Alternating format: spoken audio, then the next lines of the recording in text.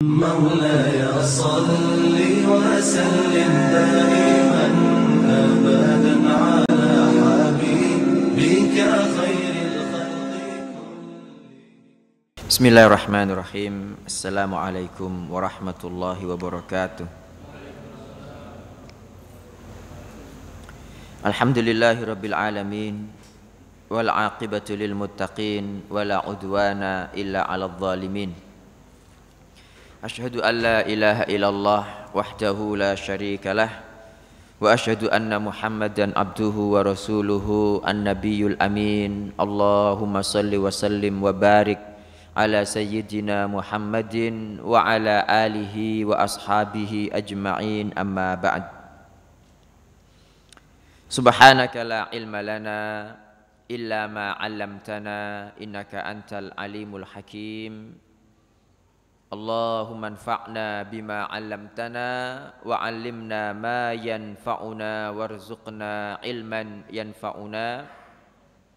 Allahumma la sahla illa ma ja'altahu sahla wa anta taj'alul hazna idza syi'ta sahla faj'al lana ya rabbana kulla syai'in sahlan muyassara. Allahumma inna na'udzu bika min ilmin la yanfa' wa min qalbin la yakhsha' wa min nafsin la tashba' wa min da'watin la yustajabu laha. Rabbi shrah li sadri wa yassir li amri wahlul 'uqdatam min lisani yafqahu qawli. Amin. Bapak, Ibu, dan saudara sekalian yang diberkati Allah Subhanahu wa taala, alhamdulillah malam hari ini kembali kita semua dimudahkan Allah untuk berkumpul bersama dalam salah satu rumahnya. Pertama, kita mengerjakan kewajiban kita layaknya seorang hamba, yaitu mengerjakan sholat maghrib berjamaah. Bapak Ibu, semoga Allah Ta'ala menerima ibadah sholat maghrib kita tadi, yang kemudian kita lanjutkan dengan tafaqquh fiddin atau thalabul ilm. Mudah-mudahan yang kita lakukan bersama ini menjadi pemberat timbangan amal soleh kita pada hari kiamat nanti. Di samping menjadi wasilah kita, semoga dengannya Allah akan mengumpulkan kita bersama-sama dalam surga Firdaus yang paling tinggi tanpa azab maupun hisab. Amin. Bapak Ibu yang diberkati Allah Ta'ala, kita masih melanjutkan hadis Nabi sallallahu alaihi wasallam yang berbunyi thalabul ilmi fariidatun ala kulli muslim. Menuntut ilmu adalah kewajiban setiap muslim. Nah, yang dimaksud dengan ilmu ini apa? Pada pertemuan yang lalu kita sudah membahas sedikit. Nah, insyaallah pada pertemuan kali ini kita akan membahas lebih detail. Jadi pendapat pertama, ada yang mengatakan bahwa maksud dari ilmu yang disabdakan Rasulullah sallallahu alaihi wasallam adalah ilmu fikih. Ya. Pendapat kedua mengatakan bukan ilmu fikih, tapi ilmu kitab dan sunnah, ya. Ilmu kitab dan sunnah. Kemudian pendapat yang lain mengatakan bukan ilmu fikih, bukan ilmu kitab dan sunnah, tetapi yang dimaksudkan thalabul ilmi fariidatun ala kulli muslim. Ilmu di sini adalah masalah keikhlasan, ilmu ikhlas dan ilmu tentang penyakit-penyakit hati. Ini sudah kita bahas, apa itu ilmu fikih, apa itu tentang Alkitab dan As-Sunnah, apa itu yang namanya ilmu ikhlas atau penyakit-penyakit hati. Sementara pendapat keempat adalah pendapat yang dikuatkan oleh pengarang kitab, yaitu Ibnu Qudamah Al-Maqdisi rahimahullah. Sebetulnya semua tadi benar Bapak Ibu. Apakah yang dimaksud dengan thalabul ilmi fariidatun ala kulli muslim, menuntut ilmu adalah kewajiban setiap muslim, ya. Ilmu yang dimaksudkan itu ya bisa ilmu fikih iya, ilmu Alkitab was sunnah juga iya, ilmu tentang keikhlasan dan penyakit-penyakit hati juga iya. Ini semuanya benar, nggak ada yang salah.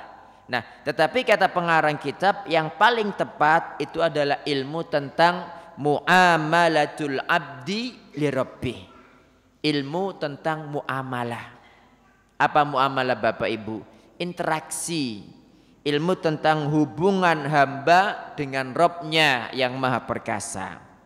Nah, kemudian ilmu muamalah antara hamba dengan Robnya ini terbagi menjadi 3. Ada i'tiqad, keyakinan, akidah ya. Ada fi'al, fi'al itu perbuatan, dan ada tark. Tark itu meninggalkan. Jadi ada keyakinan, ada mengerjakan, dan ada yang namanya meninggalkan. Ini tentang ilmu muamalah antara hamba dengan Allah Subhanahu wa taala. Kata pengarang kitab Allah yarhamuhu, fa idza balaghas sabiyyu, ya, jika anak itu balik, maka pertama kali yang wajib atasnya adalah mempelajari 2 kalimat syahadat dan memahami maknanya. Berarti kewajiban apa? Kewajiban orang tua Bapak Ibu, balik ini batas maksimal. Jangan sampai anak sudah balik belum diajari tentang 2 kalimat syahadat, belum diajari tentang makna daripada 2 kalimat syahadat. Bahaya itu. Makanya orang tua yang baik itu sejak anak sudah mulai bisa ngomong Bapak Ibu, diajarkan la ilaha illallah, dikenalkan siapa nabinya, dikenalkan tentang iman. Nah, kalau orang tua anaknya sampai balik belum diajari 2 kalimat syahadat, malah sampai tua juga belum diajari 2 kalimat syahadat ini, maka anak itu pasti akan menjadi musuhnya pada hari kiamat. Kenapa? Karena orang tua tidak menjalankan perintah Allah yang dia perintahkan dalam surat At-Tahrim ayat 6. Allah kan berfirman, ya ayyuhalladzina amanu, wahai orang-orang beriman, qu anfusakum wa ahlikum nara, hindarkan diri kalian dan keluarga kalian dari api neraka. Apa sih neraka itu? Waquduhan nasu wal hijarah, bahan bakarnya adalah manusia dan batu. Alaiha malaikatun ghiladun shidad, di dalam neraka itu ada malaikat-malaikat ghilad. Ghilad itu kasar, shidad keras, jadi nggak punya hati nurani Pak. Para malaikat neraka itu memang diciptakan untuk menyiksa, tidak ada rasa kasih sayang sama sekali gitu kan. Alaiha malaikatun ghiladun shidadun la ya'sunallaha ma amarohum wa yaf'aluna ma yu'marun.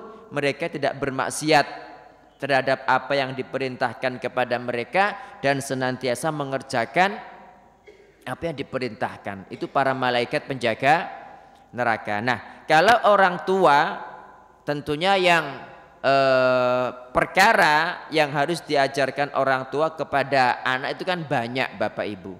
Tetapi batas maksimalnya adalah tadi itu ketika sudah balik harus diajari. Jangan sampai baliknya sudah lama. Kalau laki-laki baliknya kapan? Umur berapa? 40 tahun gitu. Halo? Umur 15 itu rata-rata laki-laki balik itu umur 15. Makanya dalam Islam itu kalau anak sudah balik nang dinikahkan gitu kan. Malah ada seorang ulama itu ketika anaknya tidur tengkurap langsung dinikahkan. Bahaya kalau nggak dinikahkan itu. Nah, kalau perempuan itu rata-rata umur 9 tahun sudah balik. Karena lebih cepat baliknya kan memang masa perempuan itu kan lebih cepat habis kan kesuburannya daripada laki-laki kan begitu. Nah, cuma ya sekarang Bapak Ibu karena zamannya zaman seperti ini, ya anak-anak kita itu kalau nggak dijaga betul sama orang tuanya belum waktunya balik sudah balik gitu kan. Kemarin itu saya baru mendengar di puskesmas mana begitu ada orang tua sepasang suami dan istri bawa anaknya umur 13 tahun melahirkan Pak. Na'udzubillah ya Allah, semoga Allah melindungi kita semua gitu. Jadi umur 13 itu melahirkan.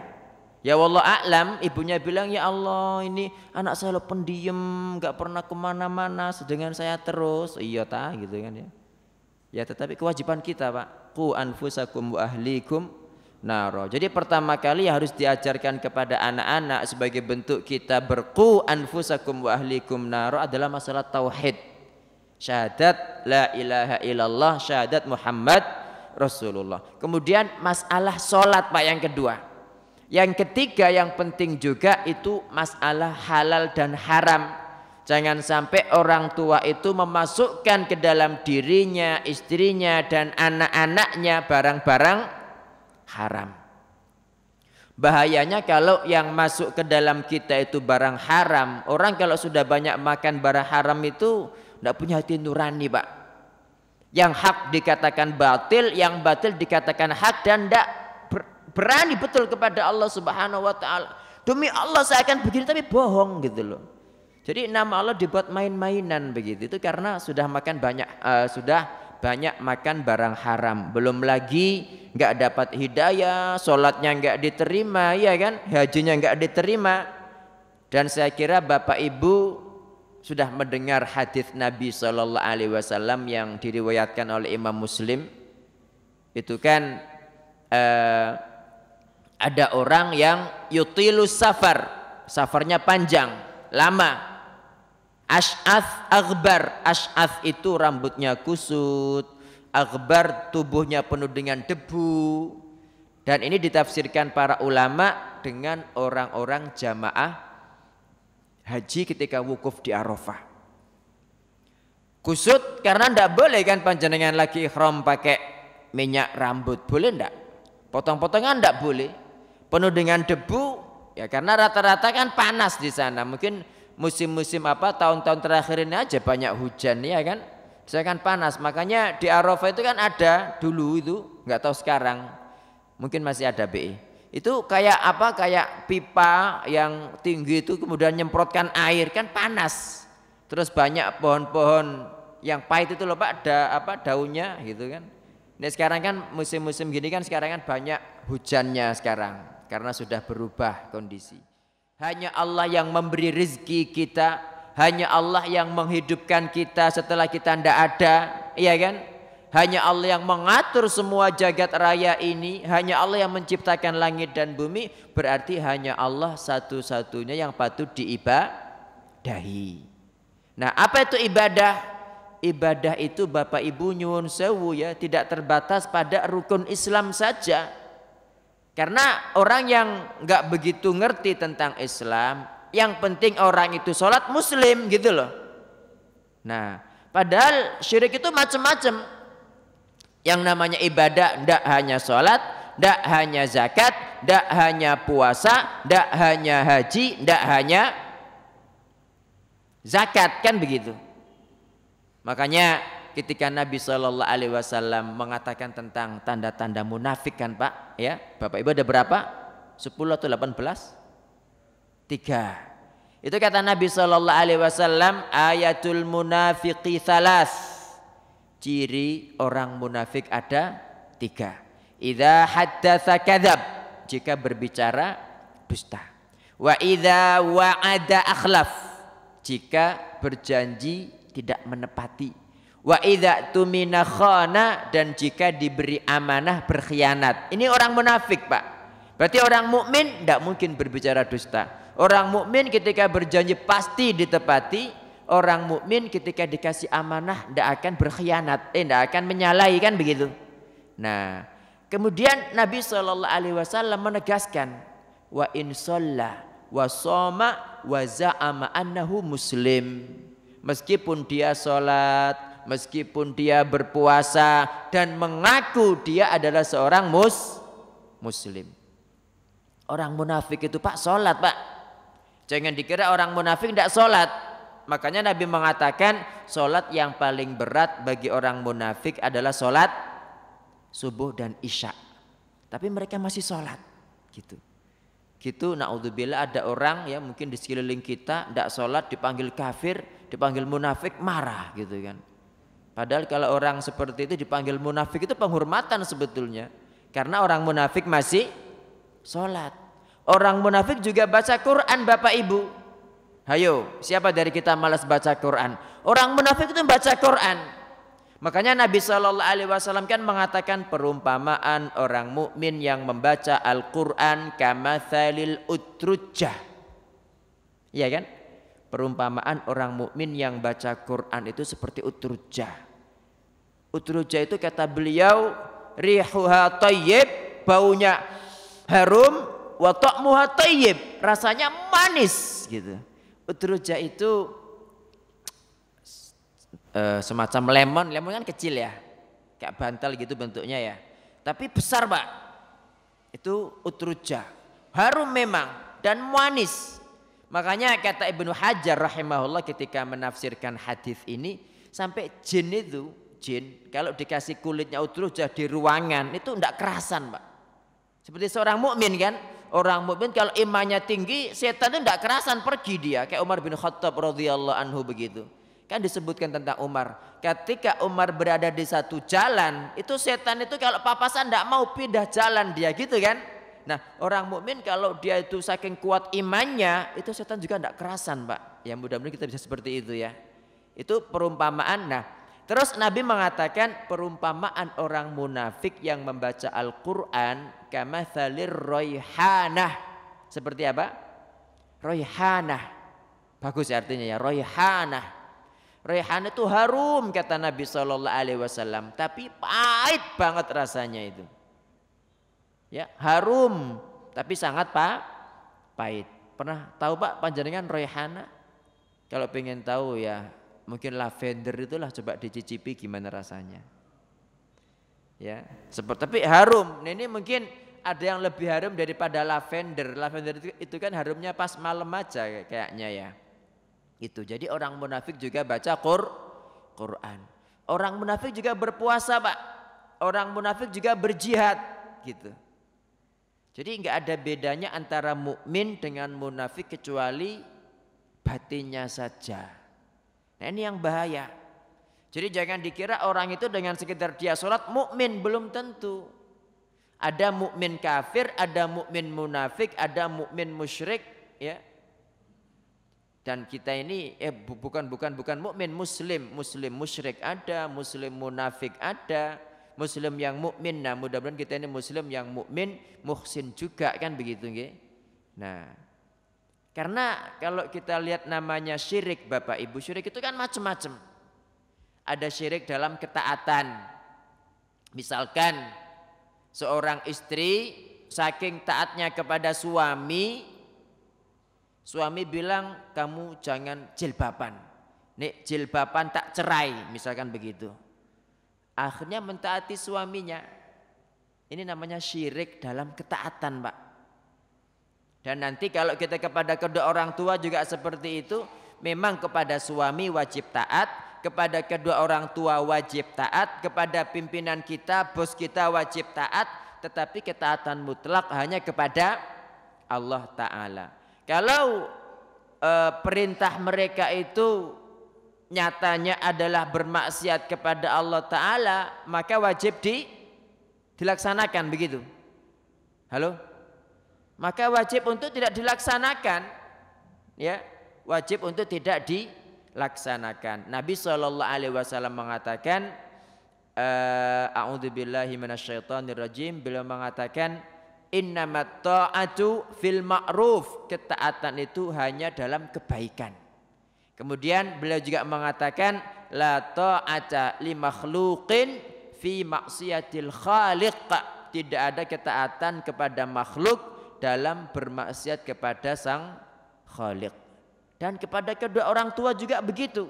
Allah kan berfirman dalam surat Luqman, wa in jahadaka ala an tusyrika bima laysa laka bihi ilm fala tuti'huma wa sahibuhuma fid dunya ma'rufa. Wa in jahadaka, jika kedua orang tua memaksamu untuk berbuat syirik kepadaku, kata Allah, yang kamu tidak memiliki ilmu padanya, maka jangan mengikuti, jangan mentaati keduanya. Nah, termasuk di sini kalau kita punya orang yang kita tinggikan, misalnya apakah ulama, apakah selain mereka, tapi jelas-jelas mengharamkan apa yang dihalalkan Allah Ta'ala, atau sebaliknya menghalalkan apa yang diharamkan Allah Ta'ala, kita tahu itu dan kita ikuti, berarti kita menjadikan mereka sebagai Tuhan-Tuhan dari selain Allah. Jadi ada syirik dalam ketaatan, Pak. Ada syirik dalam cinta, ada syirik dalam takut. Kalau karena saking takutnya kepada makhluk sampai kita tidak sholat, sampai kita tidak melakukan amar ma'ruf nahi mungkar, masuk di sini. Kalau saking cintanya kepada makhluk sehingga kita lalai tidak mengerjakan yang diperintahkan Allah Ta'ala, bisa syirik. Ada syirik dalam tawakal, ada syirik dalam apa tawakal itu? Pasrah, ya. Dalam berharap. Nah ini macam-macam dalam masalah tauhid ini.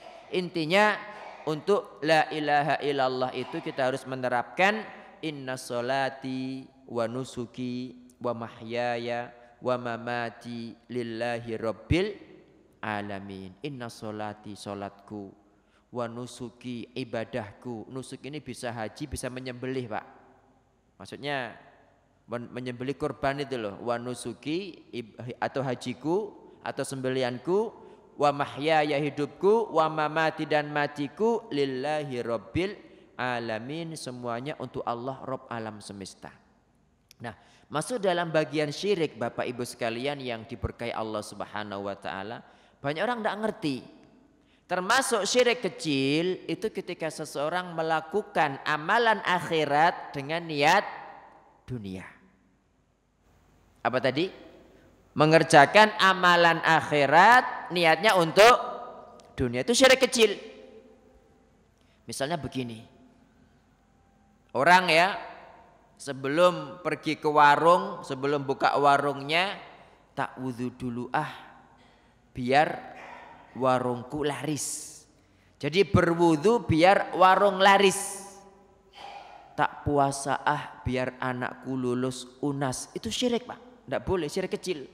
Karena nyatanya dia itu mengerjakan amalan akhirat untuk tujuan duniawi, tidak boleh. Ya, tidak boleh. Nah, Allah berfirman dalam surat Hud ayat 15-16. Man kana yuridul hayatad dunya wa zinataha nuwaffi ilaihim a'malahum fiha wa hum fiha la yubkhasun. Ulaika alladzina laysa lahum fil akhirati illan nar wa habita ma sana'u fiha wa batilum ma kanu ya'malun. Man kana yuridul hayatad dunya, barang siapa menginginkan kehidupan dunia, wa zinatah, dan perhiasannya. Jadi beramal itu untuk itu, Pak. Kata Allah Ta'ala, nuwaffi ilaihim a'malahum fiha. Kami berikan secara penuh balasan amal mereka itu di dunia. Nuwaffi ilaihim a'malahum fiha wa hum fiha la yubkhasun. Sementara mereka di dunia enggak dirugikan sama sekali. Apa di akhirat kata Allah? Ulaika alladzina laisa lahum fil akhirati illan nar. Mereka itulah naudzubillah orang-orang yang di akhirat tidak mendapatkan apapun kecuali neraka.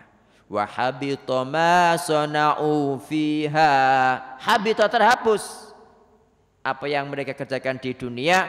Wa batilum ma kanu ya'malun, dan batil. Apa arti batil? Sia-sia apa yang mereka kerjakan. Jadi jangan sampai kita itu misalnya tak memperbanyak sholat malam biar santetnya hilang. Tak memperbanyak baca Al-Baqarah biar sihirnya musnah. Nah, itu tidak boleh, Pak. Itu masuk syirik kecil. Kenapa? Karena amalan-amalan akhirat ini pahalanya jauh lebih besar daripada dunia. Kok bisa-bisa kita itu minta dengan sholat misalnya mendapatkan dunia. Nah, ini berarti menukar akhirat yang sangat besar, sangat mahal dengan dunia yang hanya sedikit. Nah, terus gimana solusinya? kerjakan semuanya untuk Allah Ta'ala, bukan untuk dunia, untuk Allah murni.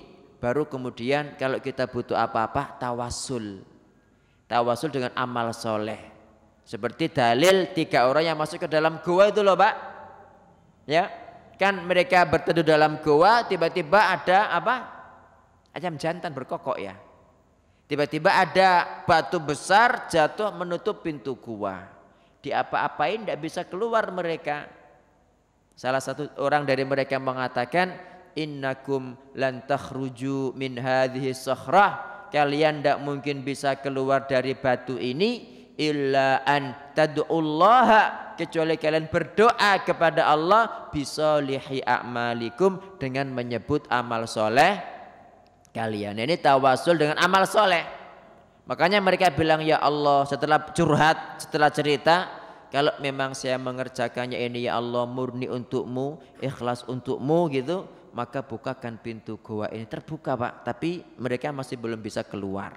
Nah makanya solusinya kerjakan semuanya untuk Allah Ta'ala, baru kemudian sebut, ya Allah, kalau ibadah yang saya lakukan ini, apakah itu sholat, apakah itu tilawatul Quran, apakah itu birrul walidaini, apakah itu sedekah, ya Allah, kalau ibadah ini saya melakukannya hanya untukmu ya Allah, bukan untuk yang lain, hanya untuk meraih wajahmu ya Allah, maka kabulkanlah doa saya ini, penuhilah harapan saya ini. Ini tawasul yang boleh Pak. Tapi kalau kita beramal niatnya melakukan ini biar duniawi, dunia kita dapatkan, nah itu tidak boleh masuk dalam syirik kecil. Nah ini bagian daripada makna la ilaha illallah. Sementara kalau kita berikrar asyhadu anna Muhammadan abduhu wa rasuluh, saya bersaksi bahwa Muhammad adalah hamba Allah dan Rasulnya, ini maksudnya adalah tauhidul matbu'. Kalau pertama tadi kan tauhidul ma'bud, satu-satunya yang diibadai adalah Allah Ta'ala. Yang kedua ini matbu' itu diikuti, satu-satunya yang diikuti ya dalam cara beribadah yang hanya untuk Allah adalah cara Nabi Muhammad Sallallahu Alaihi Wasallam. Kan pernah datang ya orang-orang kepada Nabi, kepada Aisyah bertanya tentang aktivitas Rasulullah Sallallahu Alaihi Wasallam. Dijelaskan sama Ummul Mukminin radhiyallahu anha. Akhirnya mereka menyimpulkan itu kan Nabi, pantaslah ibadah beliau biasa-biasa karena sudah diampuni dosanya yang telah lalu maupun akan datang. Kalau saya akan berpuasa selamanya, nggak akan berbuka. Yang satu bilang kalau saya akan sholat malam terus nggak akan tidur.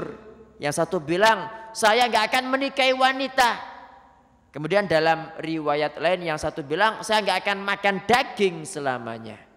Mereka itu niatnya baik Pak, seperti itu, semangat ibadah gitu kan. Namanya at-tabattul. Jadi at-tabattul itu fokus ibadah, wis nggak ngurusi dunia gitu loh. Makanya kata para sahabat, kan ada seorang sahabat itu namanya Utsman bin Maz'un. Ketika perang itu minta izin kepada Nabi untuk mengkebiri kemaluannya.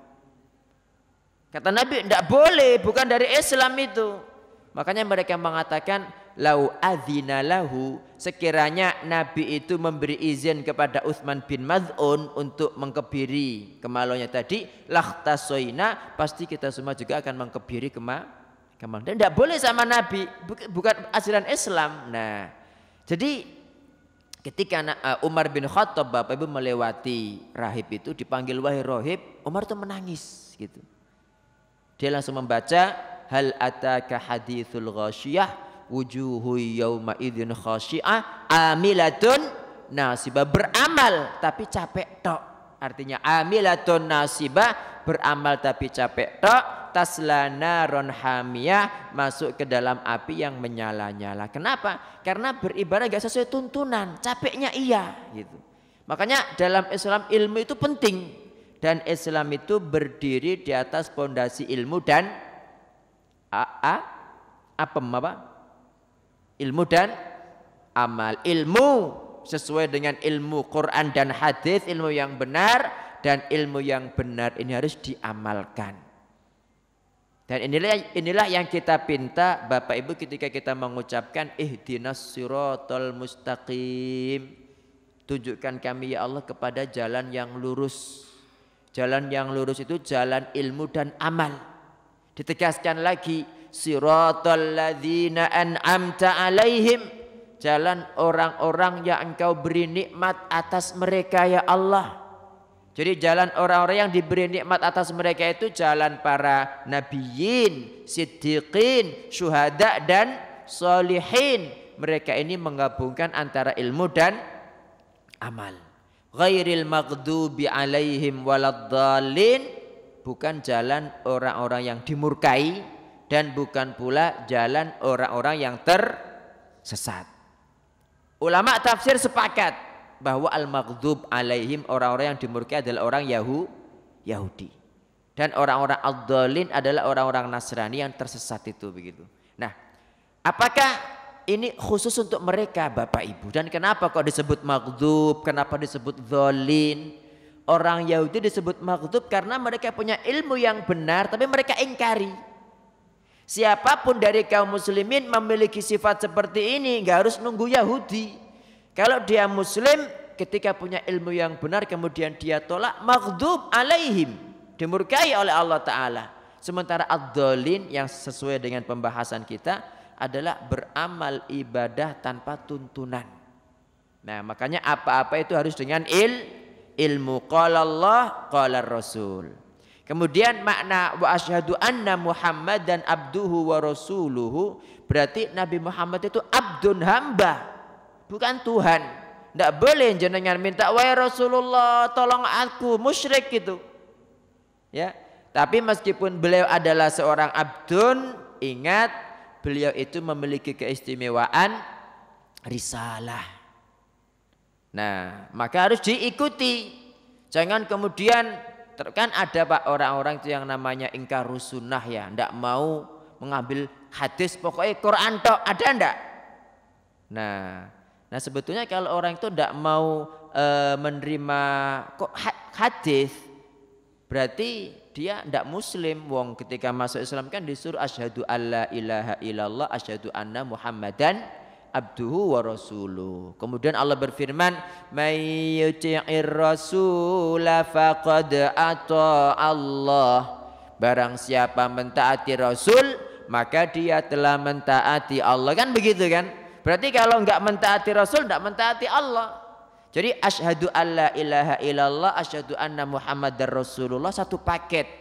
Quran dan hadis juga satu paket, tidak bisa dipisah-pisah, sama seperti Jumatan dengan khutbah. Panjenengan Pak mau Jumatan menyengaja, wes aku tak melu salat tok, sah ndak? Sah mboten? Ndak sah kecuali ya kena macet atau apa, tapi nggak ada niatan, tidak ikut khutbah, kena macet sampai di masjid lo kok wes qomat, ya gimana lagi? Tapi kalau misalkan sampai masjid itu cuma dapat satu rakaat tok, itu Jumatnya sah mboten? Sah mboten? Halo? Sah. Berarti nambah berapa rakaat? 3 rakaat. Nambah 1 rakaat aja. Tapi kalau dia datang ke masjid, imamnya kok sudah tahiyat akhir, ya cuma 1 tahiyat tok ya. Nah, itu berarti dia nambah 4 rakaat. Nambah 4. Jadi dia itu masuk imam dalam kondisi apa? Pokoknya kalau dia masuk itu sudah sami Allahu liman hamidah sampai akhir gitu.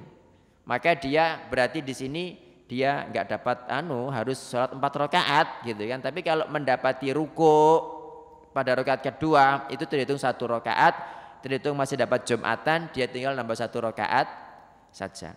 Ini Bapak Ibu ya.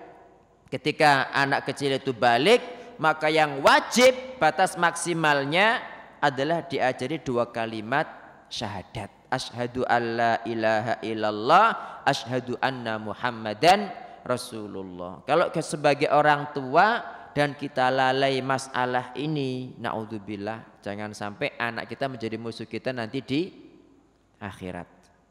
Masih lama tak isyaknya? Masih lama lagi? Mungkin ada pertanyaan Bapak Ibu? Atau ada pertanyaan kita lanjutkan aja. Pak Budi lujeng nggih? Iya. Isya. Ada pertanyaan Bapak Ibu? Mungkin ada yang ditanyakan, monggo silakan. 1 atau 2 pertanyaan. Jadi intinya anak-anak kita itu adalah amanah yang diberikan Allah kepada kita. Jangan sampai kita itu lalai dalam mendidik mereka, Bapak Ibu. Oke? Ada yang bertanya tak? Oh ada, monggo Pak. Al-Fatihah iya kana budua iya kana nasta'in. Nggih. Itu hanya kepada Engkau kami menyembah dan kepada Engkau kami minta tolong itu loh. Maksudnya? Itu kan di Al-Fatihah ayat 5. Iya kana budu wa iya kana nasta'in. Dan kita minta tolong. Lah kalau kita sholat kemudian kita berdoa minta tolong boleh nggak? Ketika sholat baca sholat, itu kita minta tolong kepada Allah gitu. Iya karena ada tujuan tertentu. Jadi kita pas sholat, pas iyyaka na'budu wa iyyaka nasta'in, itu kita juga minta tolong kepada Allah Ta'ala, begitu ya? Iya, maksudnya kan di situ ada minta tolong. Iya, boleh enggak seperti itu gitu? Gimana ya? Mau mengatakan boleh kok nggak ada dalilnya, mau enggak boleh kok gimana? Iya, jadi memang ada yang mengatakan demikian. Ya paling tidak kalau dilakukan mungkin pada sholat sunnah ya, bukan sholat wajib. Karena kalau sholat wajib bersama imam mungkin tidak nututi. Dan itu saya kira nggak diucapkan tapi dibatin. Ya, jadi iyyaka na'budu wa iyyaka nasta'in dalam sholat sunnah diulang-ulang dan dibatin dengan kita niatkan apa yang kita inginkan. Kalau misalkan ingin agar anak kita itu anak yang soleh, solihah, atau agar kita iyyaka na'budu wa iyyaka nasta'in kita maksudkan itu enggak menjadi masalah. Mungkin begitu kalau dalam sholat loh ya. Karena sholat sunnah lebih lapang, maksudnya lebih banyak kemudahan daripada sholat wajib. Ya, tetapi mungkin makna yang lebih bagus juga, Al-Fatihah itu kan mencakup ya memuji Allah juga iya, ada 2 macam tawassul di situ. Tawassul dengan Asmaul Husna, tawassul dengan perbuatan yaitu tauhid kan. Nah, jadi ini mungkin dibaca meskipun tidak dalam sholat, kita ulang-ulang itu tidak menjadi masalah. Masalahnya kan di dalam sholat. Nah, sholat itu kan sudah ada bakunya kan. Khawatirnya ketika nggak ada dalilnya itu khawatir kok nggak boleh gitu loh. Wallahu ta'ala a'lam. Jelas Pak nggih? Ada lagi? Insyaallah sampun.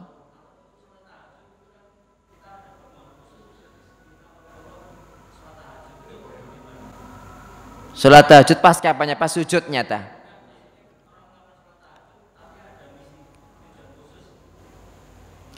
Orang melakukan sholat tahajud ada tujuan, ada misi khusus untuk mendapatkan dunia maksudnya. Jadi apapun, kalau kita melakukan amal soleh, apakah sholat duha, rezekinya lancar misalkan, ataukah sholat tahajud tadi biar penyakitnya sembuh, tidak boleh sebetulnya. Karena itu untuk dunia kan. Caranya kerjakan murni untuk Allah Ta'ala, kemudian baru disebut ya Allah kalau sholat duha ini atau sholat tahajud saya ini saya lakukan ikhlas untukmu ya Allah, mohon kabulkan keinginan saya. Itu tidak menjadi masalah. Dan ini beda dengan berdoa loh. Kalau berdoa minta ya monggo silakan. Rabbana atina fid dunya hasanah wa fil akhirati hasanah wa qina adzabannar, tidak menjadi masalah. Yang dipermasalahkan itu kalau kita melakukan amal soleh tujuannya dunia. Itu saja. Wallahu ta'ala a'lam. Jazakumullahu khairan. Subhanakallahumma wa bihamdika asyhadu an la ilaha illa anta astaghfiruka wa atubu ilaik. Wassalamu alaikum warahmatullahi wabarakatuh. مولاي صل وسلم دائما